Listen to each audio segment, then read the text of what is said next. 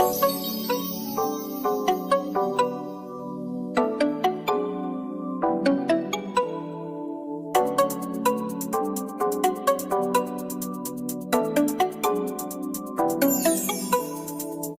back with more K-pop opinions, guys. I'm really trying to be more frequent with uploads, but nevertheless this is just a disclaimer, because like last video, there won't be a lot of opinions, just a couple. I hope nobody is upset because these are my own opinions and I'm not forcing anyone to agree. Also, K-pop just isn't that deep. Also, for people commenting on how spicy isn't a sound switch up from their usual genre just for the sake of defending them, you're delusional, because even Jisoo herself said that it is.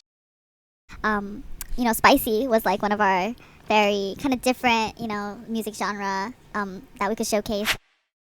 I feel like NewJeans fandom are starting to become more vile and negative. Bunnies are starting to feel like fandoms of a certain two other groups. I feel like bunnies are always terrorizing other groups to lift up NewJeans, and I'm not sure if it's because they feel the need to justify the undeniable success of the group, but it's become so obnoxious and reminiscent of fandoms from two other groups who shall not be named. And it's completely uncalled for, and it's like every other day I see them bringing down other groups, especially other big groups or other 4th gen girl groups, in the name of making it known that NewJeans are quote technically leading 4th gen, but for the love of God, the fandom has already become so unpleasant in such a short amount of time. Not to mention that they take any bit of criticism toward the group or the group's management as a direct attack. NewJeans are still relatively young, with the youngest being 15, which is still a child. People are going to voice their concerns on certain issues. I like the NewJeans members, but the fans are becoming completely insufferable. Just saw on Twitter one of them fully went out of their way to make a video compiling and comparing the achievements of NewJeans to aespa, and it was just such an assy thing to do.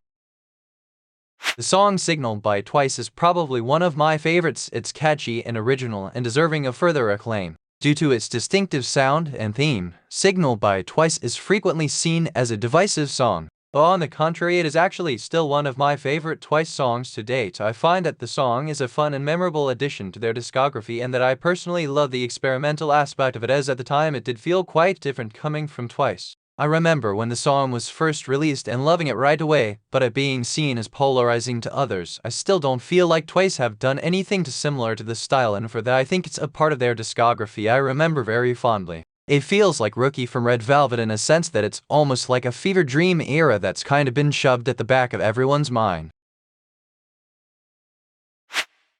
K-pop survival shows are rigged and need to be stopped. I'm just saying bluntly that I wish their survival shows would just completely stop at this point. When at this point it couldn't be more than clear that certain members are already basically chosen beforehand to debut. It's just getting ridiculous. All of the shenanigans and hurdles they have to get through to even make it look organic, and it still just be so obviously predictable. I'm just getting so irritated. I stopped watching survival shows a while ago, but I did try to keep up with it. Next to some of the trainees I knew beforehand, and some I found intriguing from the promo, but at this point I realized just how much of a mess these shows have gotten as time goes on. The riggery is so undeniable, and the pushing in favor of certain contestants rather than actual talented ones, like when will fans realize that giving any attention to these shows is just a waste of time at this point. Like Girls Planet 999 should have been enough even for me, but after this mess I just can't even. I will probably never watch a survival show again. It's like they don't actually even really take into account the people who will actually have to support the group and the people who have actively been keeping up them. Also, hype going out of their way to debut minors time and time again is just becoming more and more blatant and creepy. Somi is continuously making mediocre and dated music, and it needs to be stopped or fixed. At this point, I feel like I've mentioned a lot that Somi in my eyes doesn't really fit the image of a soloist. Visually, she obviously has star quality, but as a solo artist she lacks an it factor for me, and her music is just not helping at all, as well as I don't think her vocals are engaging enough for a soloist. After a while I stopped even giving her music a try because it was just that mediocre to me, but I've been listening to all of her recent releases and they're all boring and so underwhelming for me. Fast Forward gave definitely a different vibe from her previous tracks, I can definitely say that, but the arrangement feels so redundant and stale. Like, where's the fun? Not to mention her track Gold literally just sounds like a Lisa's solo song Reject, and her other songs are just really boring and the vocals don't really elevate any of her music. Me feeling this way about her music is really sucky for me because I really love her and produce 101 and IOI, but as a soloist the majority of her music has been a complete miss for me. The blame is obviously not solely her, but she is the one who is visually representing the sound, so it may have an impact on the way people are viewing her as an artist. I actually went into the situation looking to enjoy the music, and I was just disappointed. Though I'm very critical of fourth-generation music, the fourth generation of K-pop is in some ways a more exciting era than third in terms of the freshness of concepts, with concepts feeling very slightly less redundant and overdone, and even if so, it feels like a lot more fourth-gen groups are actually trying different sounds rather than sticking with a specific concept. This is both kind of a good and bad thing depending on your reasonings for standing groups, because I know some people really get invested in certain concepts, but it feels individuality and self-expression are emphasized, whether that be organic or accompanied decision. I feel like it's much more noticeable with a wider range of concepts and musical styles, whereas I feel like with third-gen groups a lot of them were known for a specific concept, which obviously includes exceptions like Red Velvet. I'll say for me it's a good and a bad thing, which is contradictory, but I like that there feels to be a wider variety of concepts these days. The biggest downside to this is that K-pop doesn't really sound like K-pop anymore and sounds like Western music with a few Korean lyrics here and there. I will say I don't really know for boy groups, as I really don't like many, so I can't really speak on that, but I'll say that in terms of the sound of their music, it definitely has a sameness as opposed to girl groups, but these days, but similarly to girl groups, has kind of lost the K-pop sound.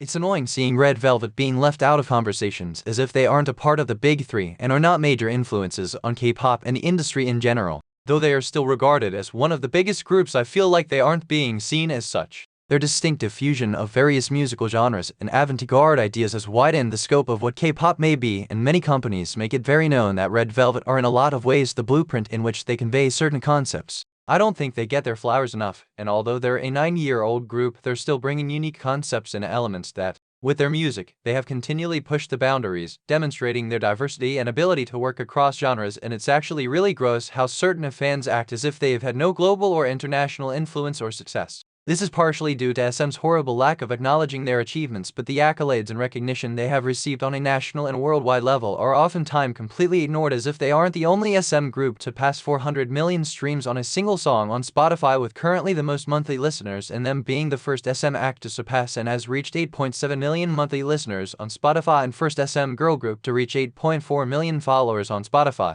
They've charted on the Billboard World Albums chart with multiple albums, first SM girl group to reach 300 million views on YouTube, first SM girl group to reach most #1 albums on Circle album chart. Red Velvet becomes first girl group worldwide to hit no. 1 iTunes with 3 albums in only a year. Red Velvet become first group from SM Entertainment to reach 100 million streams on Spotify. Red Velvet official YouTube channel has surpassed 1.38 billion views with far fewer videos than the grand majority of SM artists. It's the first SM artist channel to surpass this mark despite them being not as active. Red Flavor by Red Velvet. It's the first and only song by an SM artist to surpass 6 million unique listeners on Melon. Red Velvet is the first K-pop girl group to top the World Albums chart 4 times. The Red Rookie, Red Summer, and Perfect Velvet. Psycho is the highest ranked girl group song and the second highest ranked idol group song overall. #10 on the Melon 2020 yearly chart, and the highest charting SM song, SM album, and SM music video on Bug's Year in 2020. Psycho is the 5th song by a K-pop group to get a triple crown in the 3 major music shows Music Bank, KPOP, and Music Core.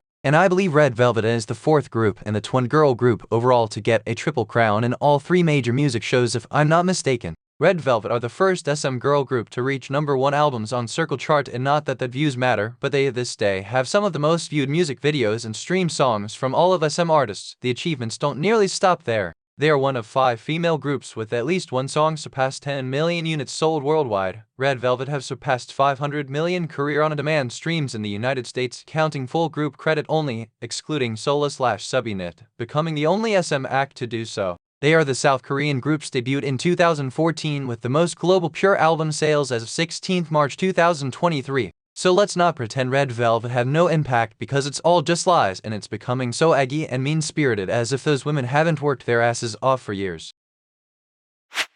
If Blackpink renew, they need to do better. I think at this point it is very likely that Blackpink will renew their contracts. There is still some doubt, but I feel like for the most part they will. And with these renewals, I really think things need to be done better, not only on their part but their management and their company. A group this far into their careers with hardly any promotion ever, very lacking concerts, with their concerts being criticized time and time again for the set list being hardly diverse, the stage productions coming off as not very elaborate, and there really isn't that much of an engagement interactive factor with the concerts, and it's really sucky for fans who are spending money ultimately to be dissatisfied. The members, excluding mostly Lisa, not giving their all in for a lot of their shows and just not delivering on the level they should for a 7-year group. As well as, honestly, I know I'll get a lot of backlash for saying this, but their sound has become so stale and overdone on their part. Honestly, Blackpink's music could benefit from more experimentation and genre diversity. The saddest part is they will always remain as big as they are with no efforts to change anything up because of their fan base and their unwavering support.